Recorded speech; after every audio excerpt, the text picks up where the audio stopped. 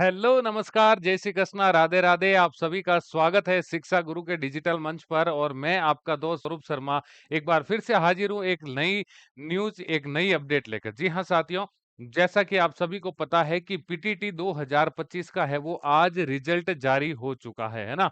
आज पीटीटी 2025 का Varthaman Mahavir open university के द्वारा जो एग्जाम करवाया गया था उसका है वो आज रिजल्ट जारी कर दिया गया है और सभी के मार्क्स है वो आपको पता चल गया है कि किसके कितने मार्क्स आ रहे हैं। और उसके साथ में आपको काउंसलिंग आईडी भी देखने को मिली होगी रिजल्ट पर, है ना।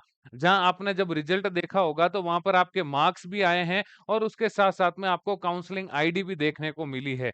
आज हम इस वीडियो में जो चर्चा करने वाले हैं कि जो पीटीटी 2025 का जो रिजल्ट आया है इसकी कट ऑफ क्या रहने वाली है। कट ऑफ बोले तो ऐसा कोई फाइनल क्राइटेरिया नहीं होता है कि इतने नंबर लाओगे तो आपका सिलेक्शन होगा, है ना। वो डिपेंड करता है कि सीटें कितनी खाली रहती हैं, टोटल सीटें कितनी हैं, उसके बिहाफ पर ही वो कट ऑफ मार्क्स का निर्धारण होता है। लेकिन यहाँ पर सबसे बड़ा सवाल ये बनता है कि सर रिजल्ट जारी हो गया, हमारे नंबर आ गए, हमारी काउंसलिंग आईडी आ गई है, अब हम कितने नंबर वाले हैं वो सेफ जोन के अंदर है कि अगर हम काउंसलिंग कराएं तो हमें है वो कॉलेज अलॉट हो जाएगी। हमारा जो सबसे जो बड़ा मुद्दा होता है या हमारा जो मेन पर्पज कहें पीटीटी एग्जाम देने का, सबसे जो मेन पर्पज हमारा होता है भाई थोड़े से अच्छे नंबर आए तो हमें है वो हमारी मनपसंद की कॉलेज मिल जाए। लेकिन यहाँ पर थोड़ा-सा मामला अलग हो चुका है बीएसटीसी को लेकर। बीएसटीसी में आपने देखा होगा कि 6 लाख विद्यार्थियों ने है वो एग्ज़ाम दिया था, लेकिन है वो सीटें बहुत कम होती है बीएसटीसी की। 26,000 सीटें बीएसटीसी की होती है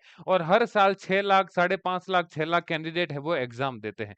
आज हम इस वीडियो में चर्चा करेंगे कि कितने नंबर वाले सेफ ज़ोन में है और एक सीट पर, एक कॉलेज की जो एक सीट है उस पर कितने कैंडिडेट है वो अभी कॉम्पिटिशन के अंदर है, कितने है वो उनको वेटिंग लिस्ट में चल रही है, उसके बारे में चर्चा करेंगे। चलिए वीडियो को शुरू करते हैं। उससे पहले अगर आप चैनल पर नए हैं तो चैनल को सब्सक्राइब करना है।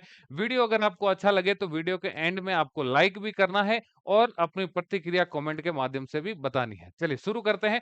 पीछे देख रहे होंगे PTT result 2025 final cut off क्या रहेगी बोले तो रिजल्ट किस नंबर वाले है वो काउंसलिंग करवा सकते हैं और उनको कॉलेज अलॉट हो जाएगी। अब इतने नंबर वालों को मिलेगी कॉलेज, ये मैं किस बिहाफ पर कहने जा रहा हूँ। सबसे पहले ये न्यूज़ की कटिंग देखिए। दैनिक भास्कर की ये एक न्यूज़ कटिंग थी। उस न्यूज़ कटिंग में क्या लिखा हुआ है कि जब एंट्रेंस एग्ज़ाम हुआ था पीटीटी का आपका, उस समय 1,54,000 सीटें। सबसे पहले तो आपको ये जानकारी होनी चाहिए कि जो पीटीटी का एग्ज़ाम है, वो राजस्थान के अंदर जितने भी बीएड है या बीएससी बीएड, बीए बीएड वाली जो कॉलेजें हैं, उनके अंदर एडमिशन के लिए एग्ज़ाम होता है। और राजस्थान के अंदर टोटल सीटें कितनी हैं भई, तो टोटल सीटों का ध्यान रखना 1,54,000 सीटें कितनी हैं? 1,54,000 सीटें हैं वो राजस्थान के अंदर बीएड और बीएससी बीएड या फिर बीए बीएड के लिए है यहाँ पर। और 2.41 लाख जो दावेदार हैं वो आपके इसके लिए हैं आपके, है ना। पीटीटी में 88.43% है वो अटेंडेंस रही थी एग्जाम के अंदर। जब पीटीटी का आपका एग्जाम हुआ था उस समय जितने फॉर्म भरे गए थे उसके आधार पर 88.43% है वो अटेंडेंस रही थी आपकी, है ना। और ध्यान रखना टोटल सीटें कितनी 1,54,000 है और 2.41 लाख कैंडिडेट है वो इसकी रेस में शामिल हुए हैं। राज्य के बीएड कॉलेजों में दाखिल के लिए रविवार को जो प्रदेश के 736 केंद्रों पर पीटीटी परीक्षा 2025 हुई। प्रदेश भर में 2.41 लाख, है ना, 2,41,500 अभ्यर्थी है वो एग्जाम के अंदर बैठे थे, लेकिन फॉर्म ज्यादा भरे गए थे। ये जो 12% का है, 12% कैंडिडेट ने है वो एग्जाम नहीं दिया था। देखो यहाँ पर क्या लिखा हुआ है कि अभ्यर्थियों की उपस्थिति का आंकड़ा 88.43% दर्ज किया गया है। बीएड के बीएड कॉलेजों में निर्धारित सीटों के आधार पर इस साल हर दूसरे अभ्यर्थी को बीएड कॉलेज में सीट मिलना तय है। यहाँ बोले तो कि जितने भी कैंडिडेट है जिन्होंने पीटीटी का एग्जाम दिया है, हर दूसरे में से एक कैंडिडेट को क्या है कॉलेज यहाँ पर अलॉट हो जाएगी। अब कितने नंबर वाले काउंसलिंग कराने, सबसे पहले थोड़ा सा समझना कि टोटल फॉर्म कितने भरे गए थे। टोटल फॉर्म लगभग आपके 2,72,000 है वो फॉर्म भरे गए थे आपके। 2,73,122 अभ्यर्थियों में से परीक्षा में 31,580 अभ्यर्थी है वो क्या है अनुपस्थित रहे थे, शामिल नहीं हुए थे आपके। यहाँ पर सीधी से समझो कि भाई टोटल सीट कितनी है आपकी, है ना। एग्जाम की कट ऑफ से पहले अपन बात करेंगे कि टोटल सीट कितनी है आपकी।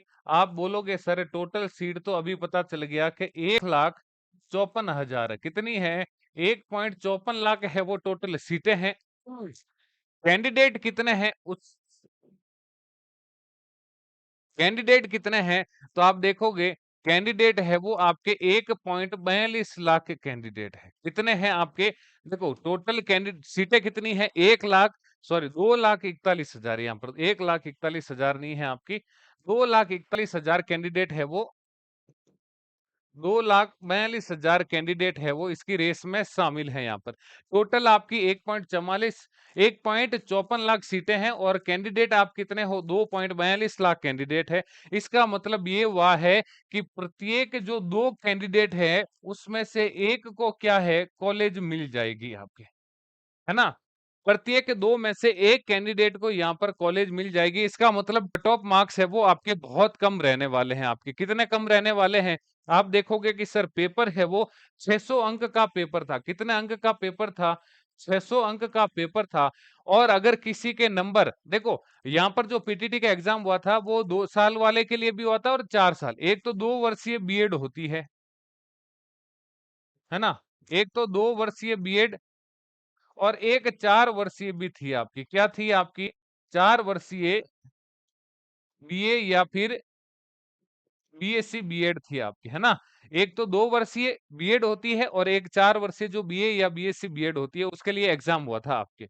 अब यहाँ पर देखो कि जो अगर मैं बात करूं कि इसके अंदर दो स्ट्रीम होती है, एक तो आपकी आर्ट्स स्ट्रीम होती है और एक आपकी साइंस स्ट्रीम होती है।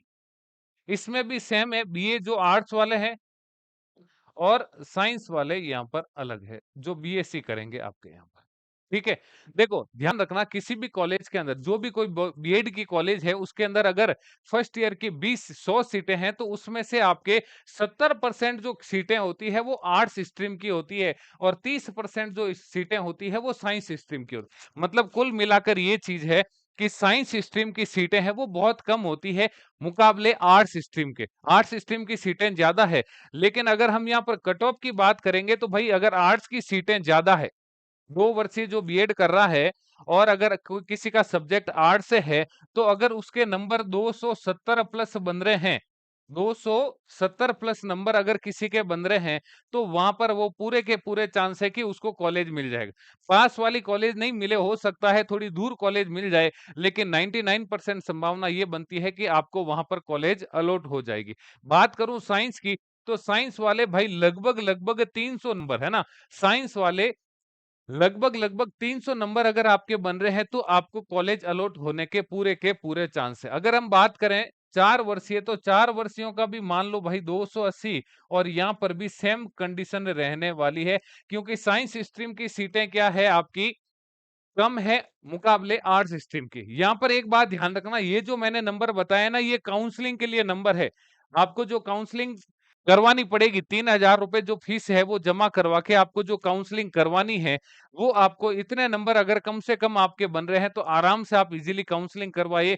पहली लिस्ट नहीं तो सेकंड लिस्ट में आपका नाम जरूर हो जाएगा। उम्मीद है पहली लिस्ट में ही लगभग लगभग 70-80% बच्चों को है वो कॉलेज अलॉट हो जाएगी क्योंकि सीटें बहुत है।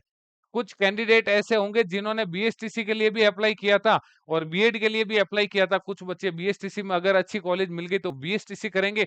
कुछ बच्चे हैं जो बीएसटीसी कर रहे होंगे वो बीए बीएड नहीं करेंगे या बीएससी बीएड नहीं करेंगे, तो वहां पर सीटें खाली रहने के चांसेस हैं। कुछ ऐसे होंगे जिनका विचार था बीएड करने का, बाद में विचार चेंज हो गया, है ना। तो इस यहाँ पर आपको काउंसलिंग जरूर करानी है आपका, चाहे भले आपके कितने ही मार्क्स बन रहे हैं। अगर आप मान के चलो 250 नंबर भी आपके बन रहे हैं तो एक बार आपको काउंसलिंग जरूर करानी है। अगर किस्मत अच्छी हुई तो आपको कॉलेज अलॉट हो जाएगी, कॉलेज अलॉट नहीं हुई तो आपके पैसे रिफंड हो जाएंगे, है ना। इसमें घाटे का सौदा नहीं है, आपका 1 साल बच सकता है ना। इसलिए आपको काउंसलिंग जरूर करवानी है, इतने नंबर अगर आपके बन रहे हैं तो आपके। ठीक है, सीधी सी गणित है कि भाई अगर दो कैंडिडेट पे एक को कॉलेज मिलेगी तो सारे ऐसे तो होंगे नहीं कि सारे के सारे काउंसलिंग करवाएंगे। पहली लिस्ट के अंदर 70% से ज्यादा कैंडिडेट को आपको कॉलेज अलॉट हो जाएगी, इसलिए काउंसलिंग सभी करवा लेना। आर्ट्स स्ट्रीम वाले जिसके 250 प्लस भी नंबर बन रहे हैं ना तो भी काउंसलिंग करवा लेना।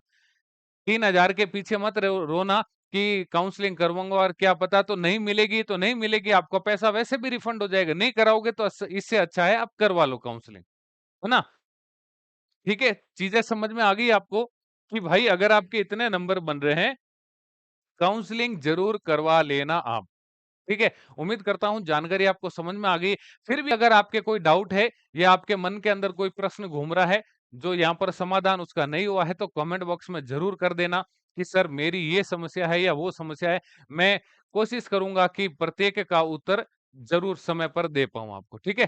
चलिए, आज के लिए बस इतना ही। मिलेंगे एक नई अपडेट के साथ में, तब तक के लिए आप सभी को जय श्री कृष्णा, राधे-राधे, जय हिंद, जय भारत।